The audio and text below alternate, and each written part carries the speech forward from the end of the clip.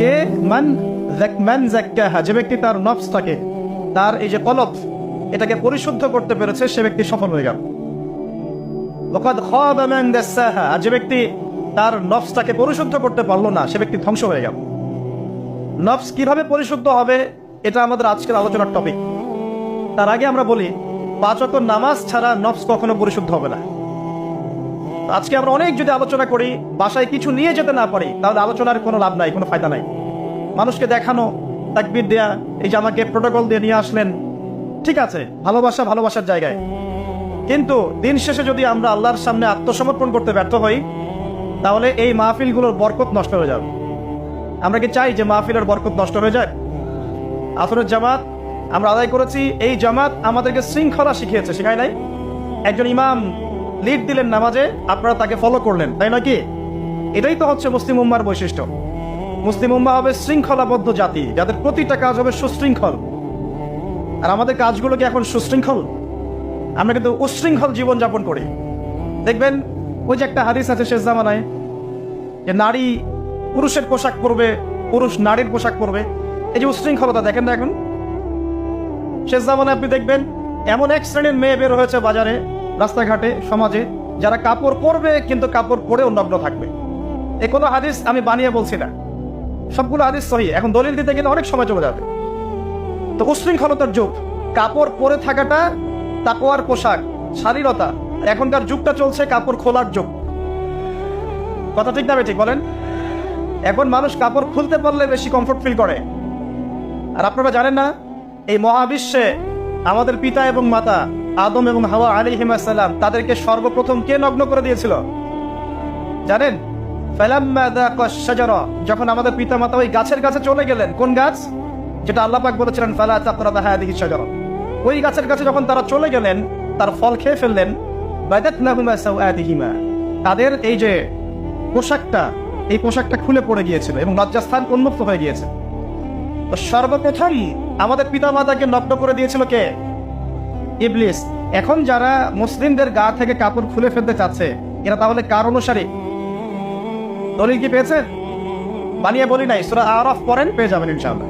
কোন সূরা? সূরা আরাফ। প্রথম নসিহত প্রিয় ভাইরা, এই যুগটা হচ্ছে উশৃঙ্খলতার যুগ।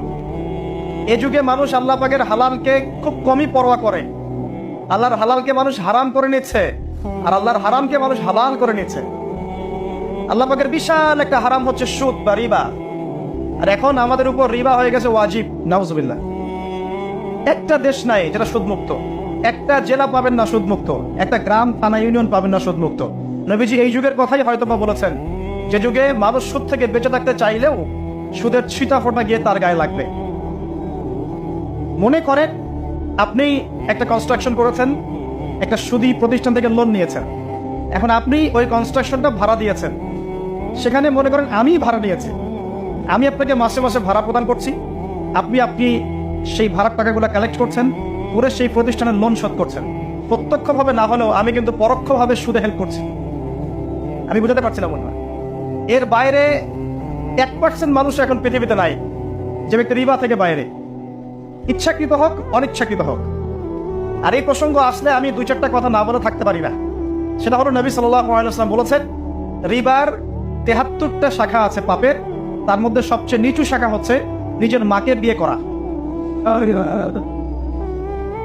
সহিহ বুখারীর একটা বর্ণনা এসেছে, যে ব্যক্তি 1 দিরহাম সুদ খায়। দিরহাম কি?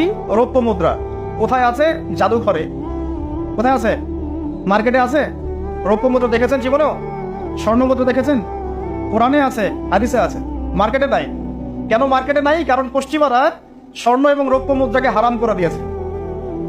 পশ্চিমারা স্বর্ণ এবং রৌপ্য মুদ্রার ডিলিংসটাকে মার্কেট থেকে উঠিয়ে দিয়েছে। এই জন্য আপনি মার্কেটে গোল্ড কয়েন এবং সিলভার দিরহাম পাবেন না। কিন্তু আল্লাহর রাসূল সাল্লাল্লাহু আলাইহি ওয়াসাল্লামের যুগে এটা ছিল। এখন অনেক মানুষ দেখবেন বেদাত নিয়ে কথা বলে একদম ফেনা বের করে ফেলছে। অর্থনৈতিক সেকশনের বেদাত চোখে পড়ে নাই। এখন বলতে পারে এটা তো দুনিয়াবি বিষয়। বাস্তবিক অর্থে এটা দুনিয়াবি বিষয় নয়। কারণ এই পেপার মানির মধ্য দিয়ে, ইলেকট্রনিক মানির মধ্য দিয়ে আপনার সম্পদকে সিজ করে চুষে খাওয়া হচ্ছে, আপনি বুঝতে পারছেন না। এখন প্রতারণা করা কি জায়েজ না জায়েজ?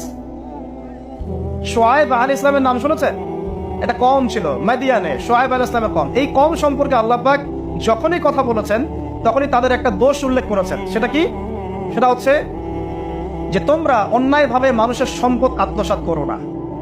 তোমরা অন্যায়ভাবে মানুষের সম্পদ আত্মসাৎ করো না। এই কাজটা করতে শুআয়ব আলাইহিস সালামের কওম, এবং তারা মাপে কম দিত, জনগণের অর্থ সম্পদ লুটে পুটে খেত। আল্লাহ রাব্বুল আলামিন তাদেরকে ভূমিকম্প দিয়ে ধ্বংস করে দিয়েছে। এখন এই পুরো মনিটারি সিস্টেম যেটা চলছে, এর মধ্য দিয়ে গরিব যে দেশগুলো আছে, স্বল্প উন্নত দেশ বা মধ্যম পর্যায়ের দেশ বা আরো নিম্ন পর্যায়ের অর্থনৈতিক সেকশনে, তাদের রক্তগুলো চুষে চুষে খেয়ে একটা সভ্যতা আজকে বিশাল বিশাল অট্টালিকা নির্মাণ করেছে। এই যে অন্যের রক্ত চুষে নিজে বড়লোক হওয়া, এটা কি হালাল না হারাম? এই কারণেই এই মনিটারি সিস্টেমের মধ্যে হারাম আছে। এই যুগটা সেই যুগ যেখানে মানুষ আল্লাহর হারামকে হালাল করে নিয়েছে আর হালালকে হারাম করে নিয়েছে। রিবা একটা টাটকা হারাম, আমরা এটাকে হালাল করে ফেলেছি। এখন এই হাদিসগুলো শুনলে আমাদের গায়ের মধ্যে দাগও কাটে না, অন্তরটা কেঁপে ওঠে না, আমাদের কলবে কোনো নড়া দেয় না। নবী সাল্লাল্লাহু আলাইহি ওয়াসাল্লাম বলছেন, 1 দিরহাম যে ব্যক্তি সুদ খেয়েছে সে যেন 36 বার জিনা করেছে। কতবার? আমি হাদিসটা বানিয়ে বললাম কি বললাম না, আপনারা আলেমদেরকে জিজ্ঞাসা করবেন, বাসায় গিয়ে অবশ্যই জিজ্ঞাসা করবেন। যদি দেখেন হাদিস ঠিক আছে, সহি, তাহলে আল্লাহর ওয়াস্তে এখন যেমন তওবা করলেন আমি 5 ওয়াক্ত নামাজ ছাড়বো না, ঠিক আমার সাথে আবার তওবা করেন যে সারা জীবন সুদ খাবো না ইনশাআল্লাহ। নবী সাল্লাল্লাহু আলাইহি ওয়াসাল্লাম 4 শ্রেণীর মানুষকে অভিশাপ করেছেন। 1 শ্রেণী যে সুদ খায়, 2 নম্বর যে দেয়, 3 নম্বর যে সাক্ষী থাকে, 4 নম্বর যে লিখে রাখে। এখন আপনি বলেন, এই পুরো মনিটারি সিস্টেমের মধ্যে এই 4 শ্রেণীর মানুষ আছে না? কোনো না কোনো ভাবে আমরা এর সাথে সম্পৃক্ত নই কি? সম্পৃক্ত। অতএব আল্লাহর এই বাণীকে যদি ভয় করেন, কোন বাণী? আল্লাহ পাক বলছেন, ইয়া আইয়ুহাল্লাযীনা আমানু হে মুমিনগণ ইত্তাকুল্লাহ, তোমরা আল্লাহকে ভয় করো। ওয়া যারু মা বাকিয়া মিনার রিবা ইন কুনতুম মুমিনিন, তোমরা সুদের অবশিষ্ট অংশগুলো ছেড়ে দাও যদি প্রকৃতপক্ষে তোমরা মুমিন হয়ে থাকো। ওয়া ইন লাম তাফআলু, তোমরা যদি সুদ না ছাড়ো, আল্লাহর হুঁশিয়ারি শোনেন, যদি তোমরা সুদ না ছাড়ো, ফাযারু বিহারবিন মিনাল্লাহি ওয়া রাসূলিহি, আর আল্লাহ এবং তার রাসূলের সাথে যুদ্ধের ঘোষণা শুরু করো। আল্লাহ এবং তার রাসূলের বিপক্ষে যুদ্ধ করে কেউ জান্নাতে যাবে? কেউ কবরের আযাব থেকে বাঁচতে পারবে? কেউ হাউজে কাউসারের পানি পাবে? আল্লাহ এবং তার রাসূলের সাথে যুদ্ধ করে কেউ টিকতে পারবে? আপনার কি তাই মনে হয়? যদি মনে হয় তাহলে দিব্যি সুদ খান, কোনো সমস্যা নেই। আর যদি মনে হয় যে আল্লাহ এবং তার রাসূলের সাথে যুদ্ধ করে আমি পার পাবো না, আল্লাহ এবং তার রাসূলের বিরুদ্ধাচরণ করে আমার কবর টিকবে না, কারণ আমি একটা কথা বারবার বলি আপনাদেরকে যে আল্লাহ ছাড়া আমাদের আপন বলতে কেউ আছে? একাই এসেছেন পৃথিবীতে, একাই যেতে হবে। আপনার খ্যাতি, আপনার অর্থনৈতিক খ্যাতি, অর্থের প্রতিপত্তি, আপনার ক্ষমতার দাপট, আপনার ধর্মীয় দাপট, কোনো কিছুই, ফ্যান ফলোয়ার্স, কেউ আপনার সাথে কবরে যাবে না। মনে করেন আমি আসছি, আপনারা সবাই স্লোগান দিচ্ছেন, কথার কথা আপনারা আমাকে ভালোবাসেন, বা একজন পলিটিশিয়ান আসছে, আপনারা সবাই স্লোগান দিচ্ছেন, ভালোবাসেন তাকে। দিন শেষে ওই পলিটিশিয়ান একাই কবরে যাবে, দিন শেষে আপনিও একাই কবরে যাবেন, আমিও একাই কবরে যাব। আলটিমেটলি কি হলো? দুনিয়া এবং আখিরাতে আল্লাহ ছাড়া প্রকৃত বন্ধু আমাদের কেউ নাই, প্রকৃত মওলা কেউ নাই। সেই আল্লাহ এবং তার রাসূলের বিরুদ্ধাচরণ করে কেউ তার সাথে যুদ্ধ করে কবরে পার পাবে, এমনটা ভাবা বোকামি নয় কি? আল্লাহ পাক আমাদেরকে বোঝার তৌফিক দান করুন। এটা সেই যুগ যে যুগে মানুষ আল্লাহর হারামগুলোকে হালাল করে নিচ্ছে। মাদক দ্রব্য হালাল না হারাম? এখন দেখবেন মেজরিটি সংখ্যক মানুষ মাদক দ্রব্যের সাথে সংশ্লিষ্ট হয়ে গেছে। স্পেশালি বর্ডার এলাকা যেগুলো আছে বাংলাদেশের, সেই বর্ডার এলাকাগুলোতে দিব্যি রমরমা ব্যবসা চলছে, মাদকের দিব্যি ব্যবসা চলছে। এবং যারা মাদক খাচ্ছে এরা মুসলিম, তারা হয়তো এই হাদিস জানে না, আল্লাহ পাক ওদের কানের মধ্যে আমার এই হাদিস না পৌঁছে দেন। আমিন। নবী সাল্লাল্লাহু আলাইহি ওয়াসাল্লাম বলেছেন, আমি মেরাজের রাতে যখন গিয়েছি তখন 1 শ্রেণীর মানুষকে দেখেছি, ওদেরকে শাস্তি দেওয়া হচ্ছে। কি শাস্তি? জাহান্নামীদের রক্ত এবং পুঁজ ওদেরকে খেতে দেওয়া হচ্ছে। জিবরাইল আলাইহিস সালামকে জিজ্ঞাসা করা হলো যে এরা কারা? তিনি বললেন, এরা আপনার উম্মতের সেই সব ব্যক্তি যারা মাদক দ্রব্য সেবন করত। আল্লাহ রাব্বুল আলামিন তার হাবিবের মাধ্যমে জানিয়েছেন, যখন কোনো মুসলিম মাদক সেবন করে বা কোনো ব্যক্তি মাদক সেবন করে, তখন 40 দিন তার নামাজ কবুল হয় না। এরপর যদি সে তওবা করে তাহলে আল্লাহ পাক তার তওবা কবুল করবেন ইনশাআল্লাহ। যদি সে আবারও মাদক খায়, তওবা করার পর আবার 40 দিন তার নামাজ কবুল হবে না। যদি সে আবার তওবা করে, আল্লাহ পাক আবার তাকে মাফ করে দিবেন। যদি সে আবারও মাদক খায়, আবার 40 দিন তার নামাজ কবুল হবে না। তারপর যদি আবার তওবা করে, আবার আল্লাহ তাকে মাফ করে দিবেন। এরপরেও যদি সে আবার মাদক দ্রব্য সেবন করে, নবী সাল্লাল্লাহু আলাইহি ওয়াসাল্লাম বলছেন, তাকে আল্লাহ রাব্বুল আলামিন পরকালে মৃত্যুর পরে তিনাতুল খাবাল পান করাবেন। তিনাতুল খাবাল। জিজ্ঞাসা করা হলো, ইয়া রাসূলুল্লাহ, তিনাতুল খাবাল কি জিনিস? নবী সাল্লাল্লাহু আলাইহি ওয়াসাল্লাম উত্তর দিচ্ছেন, এটা হচ্ছে জাহান্নামীদের রক্ত, মাংস, এগুলো পুড়ে পচে যে রসটা বের হবে, এটা হচ্ছে তিনাতুল খাবাল। এই যে দুনিয়াতে যারা ওয়াইন খাচ্ছে, শ্যাম্পেইন, ওয়াইন, বিয়ার, তারপরে যে কি ভোদকা, হ্যাঁ, গাঁজা, হেরোইন, ফেন্সিডিল, ইয়াবা। একটা বিষয় শোনেন, কি কারণে আপনি সেখানে যাচ্ছেন? হতাশা, অথবা সঙ্গদোষ, অথবা পারিবারিক চাপ, অথবা যে গার্লফ্রেন্ড ছেড়ে চলে গেছে। এই তো বিষয়গুলো। কি কারণে মানুষ মাদকের কাছে যায়, কেন যায়, কারণটা কি? আমরা যখন ফিলোসফি পড়তাম তখন একটা তত্ত্ব পড়ানো হয়েছে আমাদের। তত্ত্বটার নাম হচ্ছে কার্যকারণ তত্ত্ব। মানে প্রত্যেকটা কাজের পিছনে একটা কারণ থাকে, ঠিক আছে? এই যে মুসলিমরা নামাজ পড়ে কেন? আল্লাহর জন্য। মুসলিমরা যাকাত দিবে কেন? আল্লাহকে সন্তুষ্ট করার জন্য। মুসলিমরা প্রতিটা কাজ কেন করে? পরকালের স্বার্থে।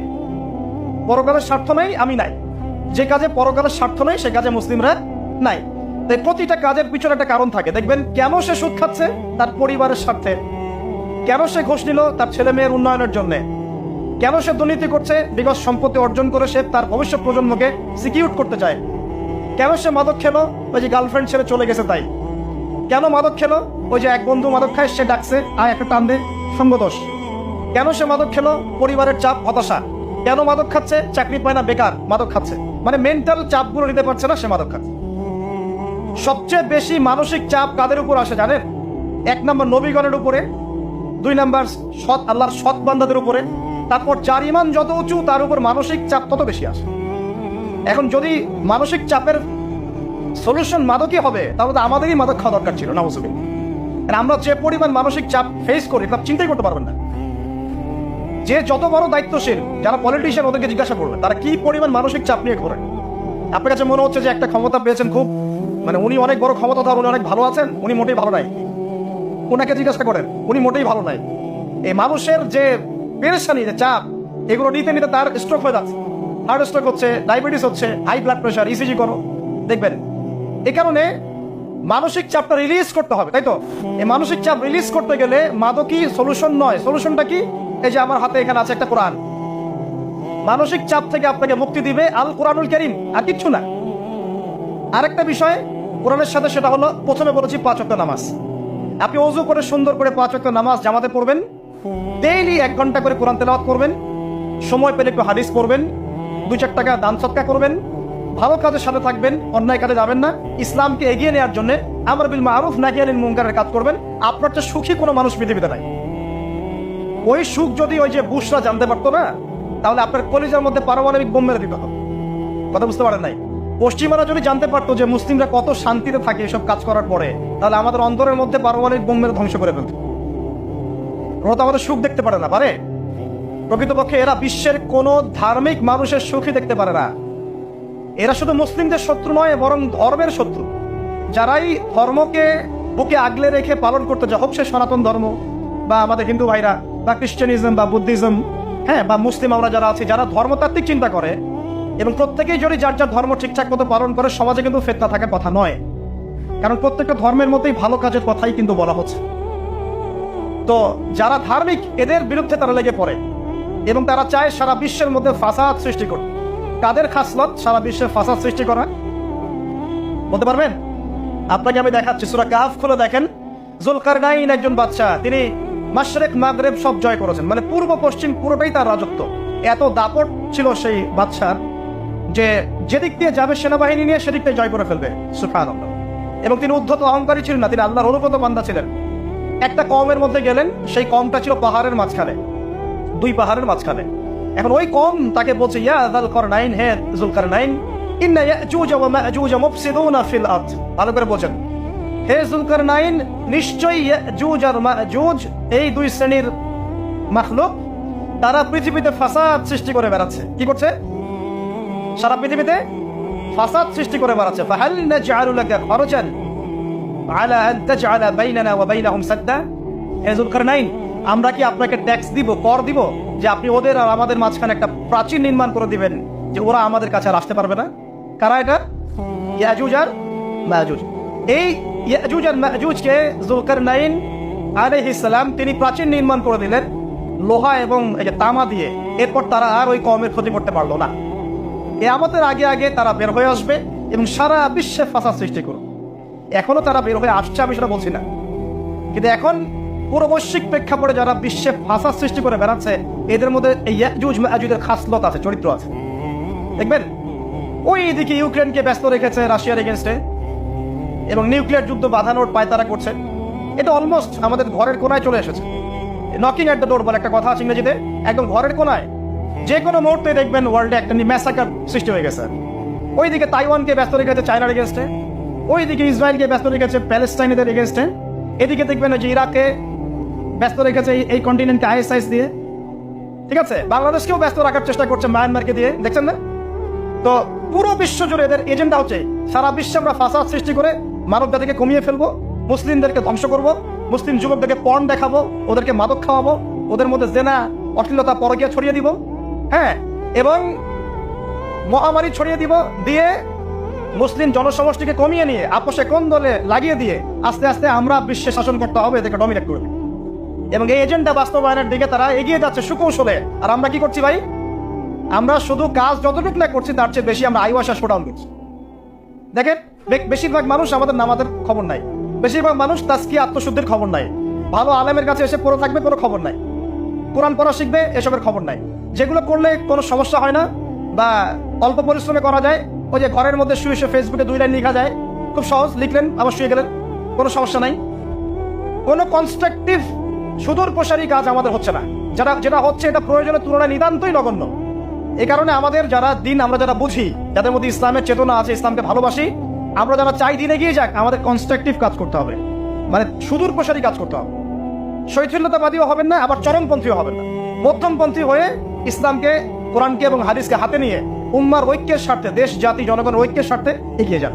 আল্লাহ পাক আপনাদের হাতকে শক্তিশালী করুন, দোয়া করি।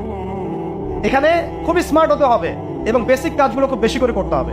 বেসিক কাজ কি ভাই? বেসিক কাজ হচ্ছে আপনার নামাজ, বেসিক কাজ আপনাকে কোরআন শিখতে হবে, বেসিক কাজ আপনাকে আরবি শিখতে হবে, বেসিক কাজ আপনি যেখানে পড়াশোনা করছেন এই পড়াশোনা করে ওই জ্ঞানটাকে দিয়ে ইসলামের খেদমতে আপনাকে কল্যাণে কাজ করতে হবে। বেসিক কাজ যেখানে আপনাকে আল্লাহ পাক দায়িত্ব দিবেন সেখান থেকেই আপনাকে দিনের খেদমত করতে হবে। ডক্টর হন, দিনের খেদমত করেন, ইঞ্জিনিয়ার হন, দিনের খেদমত করেন, পলিটিশিয়ান হন, কোনো আপত্তি নাই, আমরা আপনাকে ভোট দিব ইনশাআল্লাহ, আমরা আপনাকেই ভোট দিব ইনশাআল্লাহ। আপনি ওখানে গিয়ে দিনের খেদমত করেন, আল্লাহ পাক তৌফিক দান। কথা কি বুঝতে পারছেন? ইসলাম ক্ষমতা জোর করে আদায় করে নেওয়ার জন্য আসে নাই। আবু যার রাদিয়াল্লাহু আনহু কি বলছেন জানেন? আবু যার রাদিয়াল্লাহু আনহুকে নবী সাল্লাল্লাহু আলাইহি ওয়াসাল্লাম বলছেন, আবু যার তুমি দায়িত্ব চেয়ে নিও না, কারণ যদি তুমি দায়িত্ব চেয়ে নাও তখন আল্লাহর পক্ষ থেকে তোমাকে সাহায্য করা হবে না, আর যদি মানুষ তোমাকে দায়িত্ব দেয় আল্লাহ তোমাকে সাহায্য করবে ইনশাআল্লাহ। কত চমৎকার সিস্টেম ইসলামে। আর এখন আমরা কি করি? আমাকে দেন, ও ভালো না আমি ভালো, ওরা সব খারাপ আমি ভালো। বুঝতে পারছেন না কিয়ামতের মাঠে কি কঠিন হিসাবটা দিতে হবে। আল্লাহ পাক আপনাদেরকে বোঝার তৌফিক দান করুন। এগুলো কল্যাণকর নয়, আপনার জন্য অকল্যাণ হতে পারে। তবে হ্যাঁ, যদি আপনার মধ্যে ঈমান থাকে, আপনার মধ্যে যোগ্যতা থাকে, অবশ্যই আপনি দায়িত্ব চেয়ে নেবেন এবং ইনশাআল্লাহ তখন আমরা আপনাকে দায়িত্ব দিব, আমরা আপনাকে ভোট দিব, আপনি জনগণের শাসন কার্য পরিচালনা করবেন, আল্লাহ আপনার হাতকে শক্তিশালী করবেন ইনশাআল্লাহ। আল্লাহ পাক আমাদের নিচু থেকে উঁচু মহলের সবাইকে হেদায়েত দান করুন, দোয়া করি। ইসলাম কারো শত্রু নয়। মুসলিমের রক্ত ঝরানোর জন্য, কল্লা কাটার জন্য আমরা কিন্তু পৃথিবীতে আসি নাই। আমরা আমাদের আসল শত্রুদেরকে চিনতে ভুল করেছি, এই কারণে আমরা আপোষে হানাহানি কাটাকাটির মধ্যে লিপ্ত আছি। এই যে সামনে যে কি হবে আল্লাহ ভালো জানেন।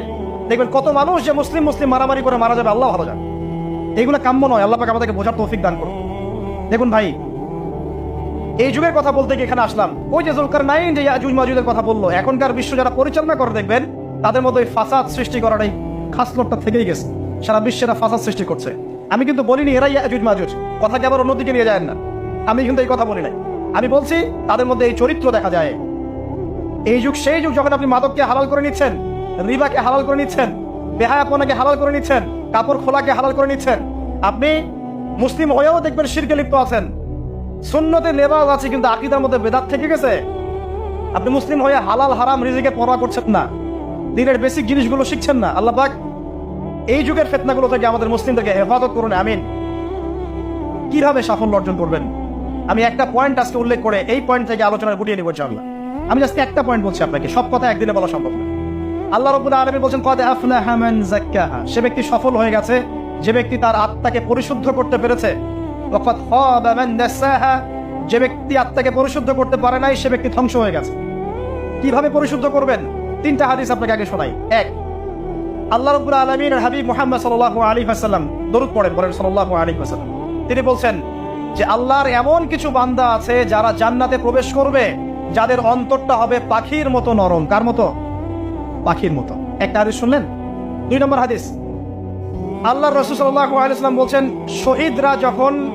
শহীদদের আত্মা যখন আল্লাহর কাছে পৌঁছায় আল্লাহ রাব্বুল আলামিন সেই আত্মাগুলোকে সবুজ রঙের কিছু পাখির মধ্যে প্রদান করেন এবং সেই পাখিগুলো আরশের নিচে লণ্ঠন আছে এখানে বসে থাকে এবং তারা জান্নাতের যে কোনো জায়গায় যায়, ঘুরে খাবার খায়, আবার ফিরে আসে। আল্লাহ পাক তাদেরকে বলেন যে তোমরা কি চাও, তোমরা কি চাও?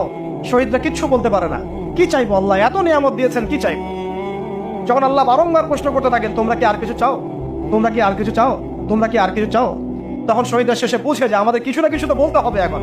তখন তারা বলে, হে আল্লাহ, আমি বা আমরা আরো একবার পৃথিবীতে যেতে চাই এবং তোমার পথে জীবন দিয়ে আবার ফিরে আসতে চাই। আল্লাহ পাক বলেন এই সুযোগ তো আর নেই, অতএব তোমাদের আর কিছু চাওয়ার নেই, তোমরা এখানেই থাকো। আরেকটা হাদিস শোনেন, রাসূলুল্লাহ সাল্লাল্লাহু আলাইহি ওয়াসাল্লাম বলেছেন, এই হাদিসটা ওমর রাদিয়াল্লাহু আনহু থেকে এসেছে যে তোমরা যদি, হে মানব জাতি বা হে মুসলিমরা, তোমরা যদি আল্লাহর কুল করতে, ভরসা করার মতোই ভরসা করতে, আল্লাহ পাক তোমাদেরকে পাখিদেরকে যেমন করে রিজিক দেন তোমাদেরকে ঠিক সেইভাবে রিজিক দিতেন। তোমরা কি লক্ষ্য করো না যে পাখিরা খালি পেটে বের হয়ে যায় বাসা থেকে সকালবেলা এবং সন্ধ্যাবেলা ভরা পেটে বাসায় ঢোকে? আপনাকে যে তিনটা হাদিস শোনালাম, এই তিনটা হাদিসে একটা শব্দ হচ্ছে কমন। শব্দটা কি বলেন? পাখি। পাখি কে? পাখি। আল্লাহ রাব্বুল আলামিন পাখিদের কাছ থেকে আমাদেরকে শিখতে বলছেন এবং বলছেন যে পাখিদের মনটা হয় খুব নরম, খুব সফট এবং তারা আল্লাহর প্রতি তাওয়াক্কুল করে পূর্ণ মাত্রায়। তারা সকালবেলা ভোরবেলা বের হয়ে যায় এবং সন্ধ্যাবেলা বাসায় ফেরে, খালি পেটে বের হয়, ভরা পেটে বাসায় ফেরে। এবং আল্লাহ পাক সবচেয়ে সম্মানিত মওত যেটা শহীদের মওত, সেই শহীদদের আত্মাকে আল্লাহ পাক পাখির রূপ দিবেন। তাহলে পাখিটার বিষয়ে একটা ফোকাস করা দরকার আছে না?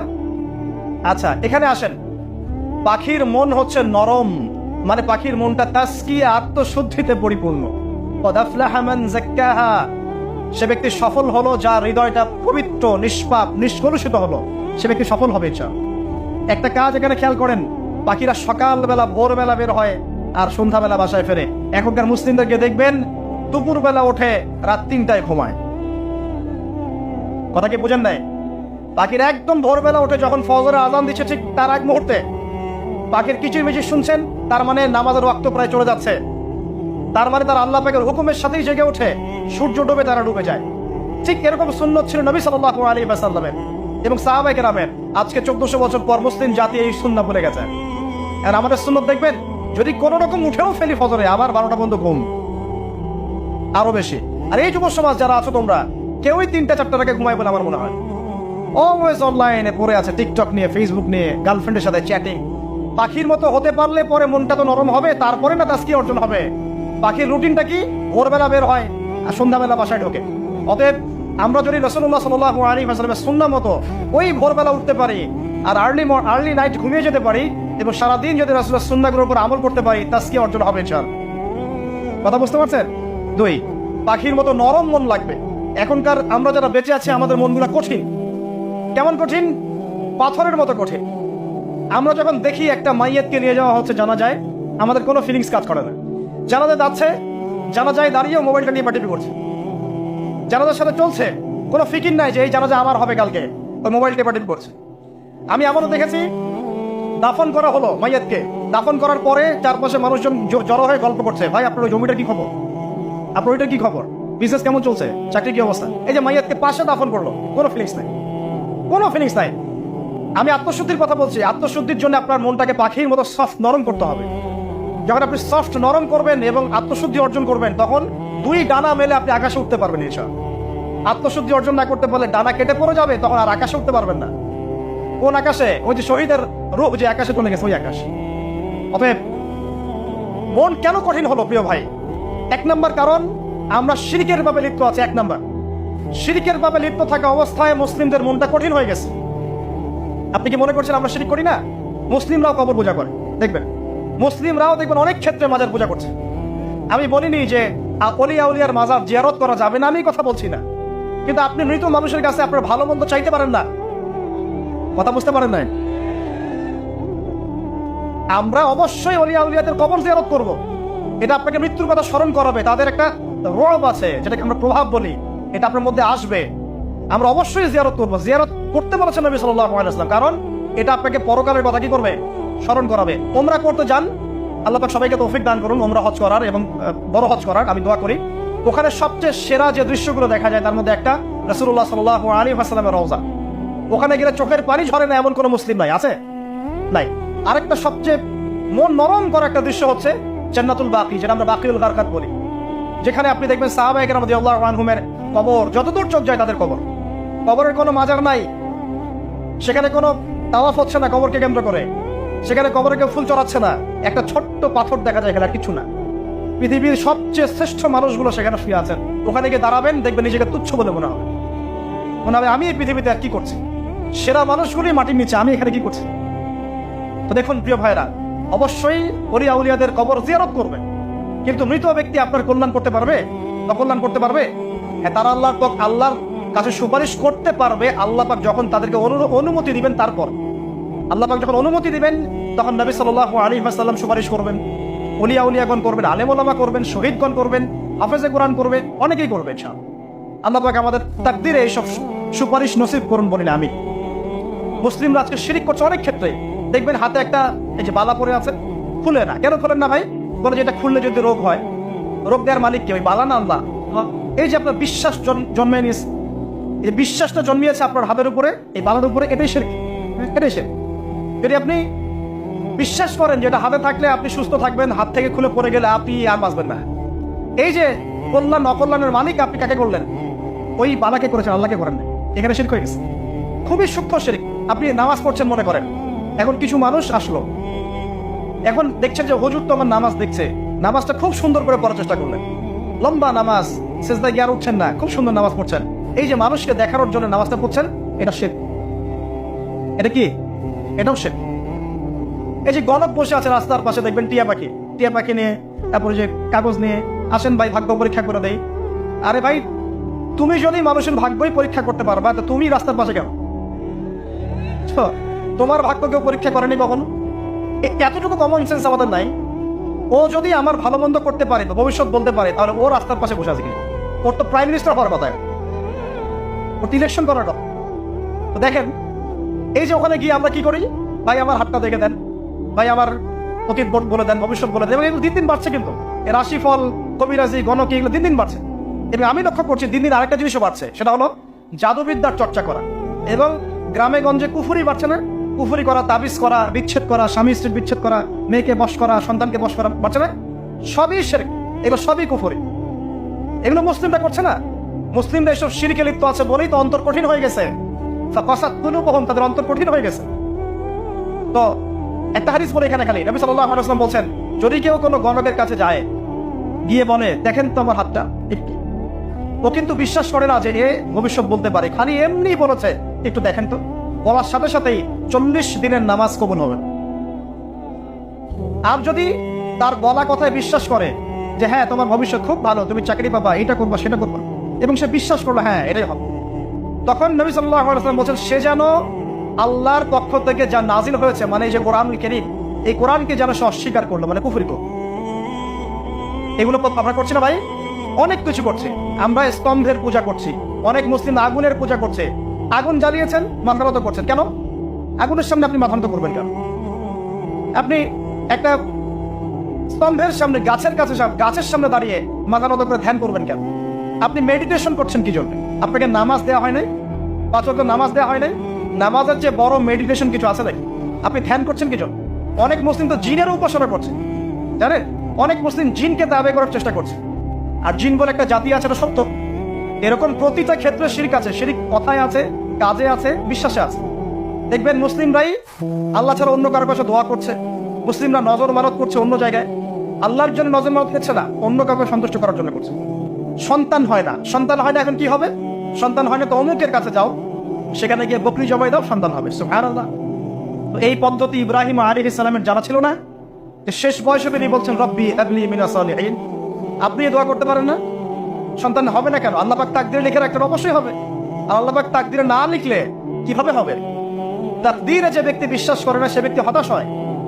যা কিছু হচ্ছে আমাদের জীবনে সবই তাকদীর, এর বাইরে একটা মানুষও যেতে পারবে না। প্রিয় ভাইরা, কথায়, কাজে এবং চিন্তায় আমরা অনেক শিরিক করছি। শিরিকের কারণে আমাদের অন্তর কঠিন হয়ে গেছে। আরো কেন কঠিন হচ্ছে? বেদাত। আমল করছেন নবীর সুন্নত মানার জায়গায় অন্য কিছু আপনি করছেন, এমন কিছু আমল করছেন যেগুলোর সাথে রাসূলের সুন্নতের কোনো সম্পর্ক নাই। এবং সাহাবীদের সুন্নতেরও কোনো সঙ্গে। এই ক্ষেত্রে গিয়ে আপনি বেদাত করছেন, বেদাত করে অন্তর কঠিন হয়ে যাচ্ছে। অন্তর কঠিন হওয়ার একটা বড় কারণ হচ্ছে হারাম রিজিক। যখন আপনি হারাম রিজিকে যাচ্ছেন, সুদ, ঘুষ, আপনার দুর্নীতি, আপনার এই যে অন্যের সম্পদ আত্মহত্যা হয়ে যাচ্ছে। আমি কি বুঝতে পারছি না? হারাম রিজিক যখন আপনার শরীরে ঢুকছে, অন্তরটা শক্ত হয়ে যাচ্ছে। একটা হাদিস যথেষ্ট। আল্লাহ রাসূল বলেছেন, ইন্নাল্লাহা তাইয়্যিব লা ইয়াকবালু ইল্লা তাইয়্যিব। আল্লাহ পাক পবিত্র সত্তা, তিনি পবিত্র ছাড়া কবুল করেন না। আপনি 10টা হজ করে আসেন, চুরির টাকা দিয়ে, ডাকাতির টাকা দিয়ে, আত্মসাতের টাকা দিয়ে, দুর্নীতির টাকা দিয়ে, যদি কবুল হয় তাহলে কোরআন সুন্নাহ মিথ্যা হয়ে যাবে। নাউজুবিল্লাহ। কথা কি বুঝতে পারছেন না? আল্লাহ রাব্বুল আলামিন বলছেন, আল্লাহ পাক পবিত্র ছাড়া কবুল করেন না। হারাম রিজিক দিয়ে ইবাদত কবুল হয় না। আমরা ওই যে রংপুর অঞ্চলে একবার ওই যে হারাগাছ একটা অঞ্চল আছে না, সেখানে গিয়েছিলাম। সেখানে মাশাআল্লাহ আবার বিড়ির অনেক ফ্যাক্টরি আছে। কিসের? বিড়ি তো হালাল নাকি? তামাক তো হালাল নাকি? তো সেখানে বিড়ি ফ্যাক্টরি অনেক মালিক আছে এবং তারা মসজিদ কমিটির অনেক দায়িত্বপ্রাপ্ত হয়। মুসলিমদের গায়রত্ব এখন নাই। মুসলিমরা এদেরকে আমার মসজিদ কমিটির সদস্য বানিয়েছে। তো এখন মসজিদ কমিটিতে এসে তার প্রভাবে আর ইমাম সাহেব টিকতে পারে না। দুইজন বলে নামাজের পর হাত তুলে দোয়া করতে হবে, দুইজন বলে করা যাবে না। ঠিক আছে, এই নিয়ে ক্যাচাল। এই ক্যাচাল হতে হতে দেখা গেল এক পর্যায়ে মারামারি পর্যন্ত হয়েছে। মসজিদ ভাগ তো হয়েছে, মারামারিও হয়েছে। তো সেখানে আমাকে দাওয়াত করেছিল যে ওয়াজ করার জন্য। দোয়া করার কথা বলছে। তাই বলে দোয়া করে লাভ কি? দোয়া করলেই বা কি, না করলেই বা কি? রিজিকটাই তো হারাম। আপনি তো তামাকের টাকা খাচ্ছেন, তামাক। আপনি মাদকের টাকা খাচ্ছেন, এটা হালাল না হারাম? তো হারাম টাকা দিয়ে হাত তুলে দোয়া করলেই কি, না করলেই কি? দোয়া তো উঠছে না উপরে। আগে হারাম রিজিক ছাড়েন, তারপর দোয়া করুন। তো রিজিক হারাম হওয়ার কারণে আমাদের কি হচ্ছে? অন্তরটা কি হচ্ছে ভাই? কঠিন হচ্ছে। ওই পাখির মতো আর মুক্ত আকাশে উঠতে পারবে না। তারপরে সামনে যান, আরো কেন কঠিন হয়? বস্তুবাদিতা, দুনিয়া। সারাদিন দুনিয়ার ফিকির, দুনিয়ার চিন্তা। খাবো কি, করবো কি, ব্যাংক ব্যালেন্স, টাকা পয়সা, স্ট্যাটাস, সারাটা দিন দুনিয়ার দুনিয়া। ঘুম থেকে ওঠা থেকে নিয়ে শুরু করে ঘুমানো পর্যন্ত খালি দুনিয়া। যারা দুনিয়ার নেশায় মত্ত হয়ে আছে, এদের অন্তরটা কঠিন হয়ে যায়। এই অন্তরটা পাখির মতো হতে পারবে না। ঠিক আছে কথা? যারা দুনিয়ার নেশায় মত্ত হয়ে আছেন, এই অন্তরটা কঠিন হয়ে যাবে, পাখির মতো হতে পারবে না। তারপর কি? আরো সামনে যান, তিনি জ্ঞান চর্চা না করা অন্তর কঠিন হওয়ার কারণ। আর কি কারণ? পাপ করা, পাপ। যত বেশি আপনি পাপ করবেন, যত বেশি কোরআন দেখবেন, যত বেশি মাদক খাবেন, যত বেশি জুয়া খেলবেন, যত বেশি অহেতুক সময় নষ্ট করবেন, যত বেশি আপনি অন্যের ক্ষতি করবেন, ঠিক আছে, নিরপরাধ মানুষের উপর নির্যাতন করবেন, যত বেশি আপনি পাপ করবেন, পাপ। এই পাপ করতে করতে করতে মানুষের অন্তর কঠিন হয়ে যায়। ইবনুল কাইয়্যিম রাহিমাহুল্লাহ বলেছেন যে পাপ করতে থাকলে মানুষের অন্তর কঠিন হয়ে যেতে থাকে এবং ইস্তেগফার আর জিকির করলে গিয়ে মানুষের অন্তর আবার নরম হতে থাকে। পাপের উপর পাপ করতে থাকলে মানুষের অন্তর কঠিন হতে থাকে। এই বিষয়ে রাসূলুল্লাহ সাল্লাল্লাহু আলাইহি ওয়াসাল্লাম বলেছেন, যখন মানুষ একটা পাপ করে কলবের মধ্যে একটা কালো দাগ পড়ে যায়, যখন আরো একটা পাপ করে আরেকটা কালো দাগ পড়ে যায়। এইভাবে যখন পাপ করতেই থাকে তখন পুরো কলবটাই কালিমা পূর্ণ হয়ে যায়। এই অবস্থায় যদি সে তওবা করে, আল্লাহ পাক মাফ করে দিবেন। এই অবস্থায় তার মৃত্যু হয়ে যায়, তার আত্মাটা থেকে দুর্গন্ধ বের হতে থাকে, যে আত্মাটা কবজ করতে পর্যন্ত মালাকুল মউত মানে ঘৃণা পোষণ করে। কথা কি বুঝতে পারছেন? যখন অন্তর পাপ করতে করতে কলুষিত হয়ে যাবে, ওয়াকাদ খাবা মান দাসাহা, যখন পাপ করতে করতে অন্তর কলুষিত হয়ে যাবে, তখন আপনার এই মালাকুল মউত পর্যন্ত ওই আত্মাটাকে বের করার সময় ঘৃণা করবে, দুর্গন্ধযুক্ত। আল্লাহ পাক আমাদেরকে পাপ থেকে বাঁচিয়ে রাখুন। হবে এরকম কিছু কাজ আছে, বস্তুবাদিতা, শিরক, বেদাত, হারাম রিজিক, সারাদিন দুনিয়ার ফিকির নিয়ে থাকা, ঠিক আছে, অন্যের ক্ষতি করা, পাপ কন্টিনিউয়াসলি করতে থাকা এবং দিন ছেড়ে দেওয়া, দিনের এলেম ছেড়ে দেওয়া, আল্লাহ পাকের আনুগত্য ছেড়ে দেওয়া। এই কাজগুলো করতে থাকলে মানুষের অন্তর কি হয়? কঠিন হয়ে যায়। এখন সলিউশন কি বলেন? 5 মিনিটে আমি সলিউশন বলছি। কেমন করে আপনি এটাকে নরম করবেন আর পরিশুদ্ধতা অর্জন করবেন এবং ওই পাখির মতো মুক্ত আকাশে উড়বেন, কিভাবে বলবো? 1 নাম্বার, অবশ্যই শিরক ত্যাগ করতে হবে। কি করতে হবে? শিরক ত্যাগ করতে হবে। আল্লাহ পাকের তাওহীদের উপর থাকতে হবে। আল্লাহ পাক তৌফিক দান করুন। লং কিছু বলার সময় নেই আমার হাতে। একটা বই বলছি, কিতাবুত তাওহীদ। কি নাম? কিতাবুত তাওহীদ। এই বইটা অনেক ভার্সন বাজারে বের হয়েছে। কিনে দেখবেন শিরক কত প্রকার, কি তাওহীদ কাকে বলে, কত প্রকার।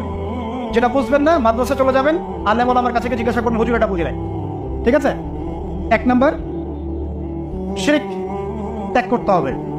2 নাম্বার, আপনাকে তাওহীদে থাকতে হবে। দেখ, অন্তর নরম করার কথা বলছি। 2 নাম্বার, সুন্নতের উপর আমল করতে হবে। ওই যে পাখির কথা বললাম, যে সকালবেলা বের হয় আর সন্ধ্যাবেলা কি করে? বাসায় ফেরে। খালি পেটে বের হয়, ভরা পেটে বাসায় ফেরে। তার মানে আমাদেরকেও সকাল সন্ধ্যাটা কাটাতে হবে নবী সাল্লাল্লাহু আলাইহি ওয়াসাল্লামের সুন্নত অনুযায়ী। যখন তিনি ঘুমাতেন তখন ঘুমাবেন, যখন উঠতেন তখন উঠবেন। বাকি কাজ যেমন করে করতেন তেমন করে করবেন, তখন অন্তর ইনশাআল্লাহ নরম হয়ে যাবে। ঠিক আছে ভাই? 2 3 নাম্বার 5 ওয়াক্ত নামাজ জামাতে। নামাজ আপনাকে যে কোনো পাপ থেকে বাঁচাবে ইনশাআল্লাহ। ভাই জেনা করছেন, নামাজ পড়েন। পর্নোগ্রাফি দেখেছেন, তাও তওবা করে নামাজ পড়েন। আপনি হারাম অ্যাফেয়ার্স আছেন, হতাশ হয়েন না, নামাজ পড়েন। গুনাহ ছাড়তে পারছেন না, নামাজ পড়েন। সুদ খাচ্ছেন, নামাজ পড়েন। আপনি পতিতালয়ে গিয়েছেন, নামাজ পড়েন। বেপরদা চলছেন, তাও নামাজ পড়েন। আপনি অন্যের হক নষ্ট করেছেন, তাও নামাজ পড়েন। যে পাপই করেছেন, নামাজটা পড়েন। নামাজ আপনাকে সমস্ত পাপ থেকে বাঁচিয়ে রাখবে ইনশাআল্লাহ। ইনশাআল্লাহ আস্তে আস্তে ইনশাআল্লাহ দেখবেন সব পাপ থেকে আপনি দূরে চলে আসেন ইনশাআল্লাহ তাআলা। 3 নম্বর নামাজ। 4 নম্বর বেশি থেকে বেশি, শোনেন, বেশি থেকে বেশি পরকালের ফিকির করবেন। খালি পরকালের চিন্তা করবেন যে আমাকে মৃত্যুবরণ করতে হবে, কবরে যেতে হবে, পুলসিরাত পার হতে হবে, আল্লাহর সামনে দাঁড়াতে হবে। যত বেশি আপনি আল্লাহর ফিকির করবেন, পরকালের ফিকির করবেন, আপনার মনটা নরম হয়ে যাবে ইনশাআল্লাহ, মনটা শক্ত হবে। 5 নাম্বার মানুষের সাথে খুব বেশি মেলামেশা করবেন। মানুষের সাথে খুব বেশি মেলামেশা করলে ইবনুল কাইয়িম রাহিমাহুল্লাহ বলেছেন অন্তর কঠিন হয়ে যাবে। কারণ মানুষ আপনাকে গীবত করাবে, হ্যাঁ, মানুষ খারাপ কাজে নিয়ে যাবে, বেফাস কথাবার্তা বলবেন, হয়তো বেফাস কাজ করবেন, ফজুল কি বাদ করবেন। এগুলো করতে গিয়ে আপনি দেখবেন অন্তর কঠিন হয়ে গেছে। এত বেশি মানুষের সাথে মেলামেশার দরকার নাই, প্রয়োজন যতটুকু ততটুকু করবেন। ঠিক আছে? আল্লাহ পাক তৌফিক দান করুন, আমিন। কটা বললাম? 5 6। আমার সবচেয়ে প্রিয় নসিহত, প্রত্যেক দিন মিনিমাম 1 ঘন্টা করে কোরআন তেলাওয়াত করবেন বুঝে। আমি বলিনি না বুঝে করলে কোনো নেকি হবে না, প্রত্যেক হরফে 10 নেকি হবেই হবে, কিন্তু আপনি করবেন বুঝে। ইনশাআল্লাহ যখন বুঝে আপনি প্রত্যেক দিন 1 পারা করে বা 1 ঘন্টা করে কোরআন তেলাওয়াত করবেন, আপনার কলিজা, আপনার কলব নরম হতে বাধ্য এবং আপনার অন্তরে আল্লাহর নূর নেমে আসবে ইনশাআল্লাহ। দেখবেন আপনার কলব থেকে সমস্ত এই যে কুঙ্কিলতা, কলুষতা ইনশাআল্লাহ চলে যাবে ইনশাআল্লাহ তাআলা। দুটো জিনিস অন্তরকে পবিত্র করে ফেলে, এক হচ্ছে কোরআন তেলাওয়াত, আর এক হচ্ছে বেশি থেকে বেশি আল্লাহর জিকির এবং ইস্তেগফার। তো কোরআন তেলাওয়াত বাড়িয়ে দেন, আল্লাহ পাক সবাইকে কোরআন তেলাওয়াত করার তৌফিক দান করুন, আমিন। যারা শেখেন নাই আজকে ওয়াদা করেন যে কোরআন আপনারা বিশুদ্ধ করে পড়া শিখবেন, ওয়াদা করেন। আগামী রমজান আসার আগেই 1 খতম দেওয়া চাই, পারবেন? এবং কোরআনের চর্চা বাড়িয়ে দিবেন, প্রত্যেক দিন কিছু করেন না করেন কোরআন তেলাওয়াত করতে হবে, ঠিক আছে? আল্লাহ পাক তৌফিক এনায়েত করুন, আমিন। আর বুঝে পড়ার চেষ্টা করবেন। একটা সহজ তাফসীর বলে দিই, মারিফুল কোরআন বাসায় আছে না? মারিফুল কোরআন তাফসীর ইবনে কাসির বাসায় নাই? জালালাইন বাসায় নাই? বাসায় নাই, কিনেন। সারাদিন তো অনেক টাকা পয়সা খরচ করছেন, 3টা তাফসীর কিনেন, জালালাইন কিনেন, মারিফুল কোরআন কিনেন, ইবনে কাসির কিনেন, বাসায় গিয়ে পড়া শুরু করেন। পারবেন না? যে একটা বুঝবেন না, ওলামায়ে কেরামের কাছে যাবেন, গিয়ে বলবেন হুজুর এটা বুঝি নাই, বুঝাই দেন। নিজে যে ব্যাখ্যা করতে যাবেন না, ব্যাখ্যা করলে দেখবেন একটা পণ্ডিত বেড়েছে, কিছু পণ্ডিত কোরআন পরে বলে কোরআনই মানি হাদিস মানি না, এরকম পণ্ডিত দেখেন না? কোরআনই মানি হাদিস আর মানি না, কারণ আল্লাহ নাকি নাউজুবিল্লাহ কোরআনে নাকি আল্লাহ পাক হাদিস মানতে বলে নাই, ও নাকি পায় নাই। এই জন্য দেখলাম সুবহানাল্লাহ নামাজ পড়তেছে, কোরআন থেকে নামাজ পড়তেছে, হাদিসের কোনো হেদায়েত দিবে না। মানে কিরকম যে হাত আবার ঠিকই বাঁধতেছে, হাত বাঁধতেছে, রুকু করতেছে, সেজদা করতেছে, এগুলো আবার কোথায় পাইলাম আল্লাহ ভালো জানে। হাত এভাবে বাঁধতেছে, এভাবে হাতটা বাঁধা কোরআনে কোথায় আছে আমি পাইলাম না কোথাও, ঠিক আছে? হাদিস ছাড়া কি এগুলো আসবে? হাত বাঁধ, সেজদায় গিয়ে সুবহান রাব্বিয়াল আলা বলছে না, বলছে আসলামতু লিরাব্বিল আলামিন, এটা কোরআন থেকে বলছে। অথচ নবী সাল্লাল্লাহু আলাইহি ওয়াসাল্লাম হাদিস থেকে বলছেন সুবহান রাব্বিয়াল আলা সুবহান কুদ্দুসুন রব্বুল মালাইকাতি ওয়া রূহ সুবহানাকাল্লাহুম্মা রাব্বানা ওয়া বিহামদিকা আল্লাহুম্মা আমিন। এগুলো নাই, ও বলছে আসলামতু লিরাব্বিল আলামিন, মানে কোরআন মানি হাদিস মানি না। এত বেশি পণ্ডিত হওয়ার দরকার নাই, এরা হচ্ছে ইচরা পাকা টাইপের পণ্ডিত। উমর রাদিয়াল্লাহু আনহুর যুগে বেঁচে থাকলে এদেরকে পিটাই সোজা করে ফেলাইতো, ফাইজলামি শুরু করছে। কোরআন মানি হাদিস মানি না। আল্লাহ পাক কোরআনে বলছে ওয়া মা আতাকুমুর রাসূলু ফাখুযু, রাসূল যা দিয়েছেন তা গ্রহণ করো, ওয়া মা নাহাকুম আনহু ফান্তাহু, রাসূল যা নিষেধ করছেন দূরে থাকো। রাসূল যা দেন সেটা হাদিস না, রাসূল যা দেন সেটা সুন্নাহ না। সুন্নাহ তো সে মানেই না, আলটিমেটলি সে কোরআনই মানেন। তো আসল কথা হচ্ছে এইসব ফিতনা থেকে বেঁচে থাকবেন, কোরআন তেলাওয়াত বাড়িয়ে দেন। কয়টা বলছি? 5টা 6টা। 7 নাম্বার বেশি থেকে বেশি ইস্তেগফার, সারাদিন পড়বেন আস্তাগফিরুল্লাহ ওয়া আতুবু ইলাইহি, আস্তাগফিরুল্লাহ ওয়া আতুবু ইলাইহি, আস্তাগফিরুল্লাহাল্লাযী লা ইলাহা ইল্লা হুয়াল হাইয়ুল কাইয়্যুম ওয়া আতুবু ইলাইহি। প্রত্যেকদিন পড়তে হবে 100 বার করে। কতবার করে? 100 বার। 8 নাম্বার বেশি বেশি আল্লাহর জিকির, চলতে ফিরতে জিকির, সুবহানাল্লাহ, আলহামদুলিল্লাহ, লা ইলাহা ইল্লাল্লাহ, আল্লাহু আকবার, লা হাওলা ওয়ালা কুওয়াতা ইল্লা বিল্লাহ। বলবেন হাসবুনাল্লাহু ওয়া নি'মাল ওয়াকিল, ঠিক আছে? সুবহানাকাল্লাহুম্মা রাব্বানা ওয়া বিহামদিকা আল্লাহুম্মা ইগফিরলি, সুবহানাল্লাহি ওয়া বিহামদিহি আদাদা খালকিহি ওয়া রিদা নাফসিহি ওয়া জিনাতা আরশিহি ওয়া বিদাদা কালিমাতিহি। যত জিকির আছে সব করবেন, জিকির বাড়াবেন। যত জিকির বাড়াবেন অন্তর পরিশুদ্ধ হবে ইনশাআল্লাহ আযজা ওয়া জাল। কয়টা বলছে? 8। আর 2টা বলি 9। অন্যের হক নষ্ট করবেন। অন্যের হক নষ্ট করলেই মন কঠিন হয়ে যাবে। অন্যের হক নষ্ট করবেন না, বরং মানবতার কল্যাণে কাজ করেন। যে কাজগুলো মানব সেবামূলক সেগুলো করেন। রক্তদান কর্মসূচি করেন, গাছ লাগান, এতিমের মাথায় হাত বোলান, বিধবার খোঁজ খবর নেন, ঠিক আছে? মেয়েদের সেলাই মেশিন কিনে দেন, মানুষের উপকারে কাজ করেন, দেখবেন আপনার মনটা নরম হয়ে যাবে। যার মন নরম এবং যার মনের মতো সততা আছে, আল্লাহ পাক ইনশাআল্লাহ সেখানে অবশ্যই হেদায়েত দান ইনশাআল্লাহ। আর 10 নম্বর সবচেয়ে শেষ হচ্ছে যে কবর জিয়ারত করবেন বেশি বেশি করে, এবং নিজের মাউতের কথা স্মরণ করে আল্লাহর কাছে বেশি বেশি দোয়া করবেন। কি দোয়া করবেন? ইয়া মুকাল্লিবাল কুলুব সাব্বিত কলবি আলা দীনিক, ইয়া মুসাররিফাল কুলুব সাররিফ কুলুবানা আলা তাআতিক। এই দোয়াগুলো করবেন ইনশাআল্লাহ, এবং কবর জিয়ারত করবেন সপ্তাহে সপ্তাহে। তাহলে 2 দিন 3 দিন পর পর কবরস্থানে যাবেন, ইনশাআল্লাহ দেখবেন আপনার মন নরম হবে ইনশাআল্লাহ আযজা ওয়া জাল। এখনকার এই সভ্যতা এসে কবরস্থানকে সমাজ থেকে দূরে সরিয়ে দিয়েছে, অথচ আগে মুসলিমদের কবরস্থান ছিল মসজিদের পাশে। 5 ওয়াক্ত নামাজ পড়তো, কবর জিয়ারত করে বাসায় যেত। 5 ওয়াক্ত নামাজ পড়তে আসতো, কবরকে দেখতো, পরকালের কথা স্মরণ হতো। এখন কবরস্থান ওই যে দূরে, সারা জীবনে একবার যায় কিনা সন্দেহ আছে। এই 10টা কাজ যদি আপনারা করতে পারেন ইনশাআল্লাহ তাআলা, আমাদের কলবটা ইনশাআল্লাহ নরম হবে, আত্মশুদ্ধি অর্জিত হবে। আর এগুলোর পাশাপাশি অবশ্যই আল্লাহওয়ালা আত্মশুদ্ধিওয়ালা মানুষের সহবতে গিয়ে থাকবে। আল্লাহওয়ালা আত্মশুদ্ধিওয়ালা মানুষের সহবতে গিয়ে থাকলে তাদেরকে দেখেই দেখবেন মনটা নরম হয়ে যাবে ইনশাআল্লাহ। ইলমি পরিবেশে থাকেন, দ্বীনি পরিবেশে থাকেন, আমর বিল মারুফ নাহি আনিল মুনকারের কাজ করেন। 3 দিন 7 দিন 40 দিন যতদিন পারেন আল্লাহর পথে সময় লাগান। আমি এটাকে আপনার আত্মশুদ্ধির জন্য বলছি, এটা একমাত্র পদ্ধতি আত্মশুদ্ধি এটা বলছি না। এখানে গেলে আপনি ইনশাআল্লাহ আপনার ইসলাহ এবং সংশোধনের জন্য কাজ করতে পারবেন। আল্লাহ রাব্বুল আলামিন আমাদের সবার কলবগুলোকে পরিচ্ছন্ন করুন। আল্লাহ পাক আমাদের সবাইকে শিরকের পাপ থেকে বাঁচিয়ে রাখুন, হৃদয় কঠিন হওয়া থেকে বাঁচিয়ে রাখুন। আল্লাহ পাক আমাদেরকে বেশি থেকে বেশি কোরআন তেলাওয়াত করার তৌফিক দান করুন, দ্বীনি জ্ঞান চর্চা করার তৌফিক দান করুন। আল্লাহ পাক আমাদের সবাইকে হারাম রিজিক, জিনা, সুদ, ঘুষ থেকে বাঁচিয়ে রাখুন।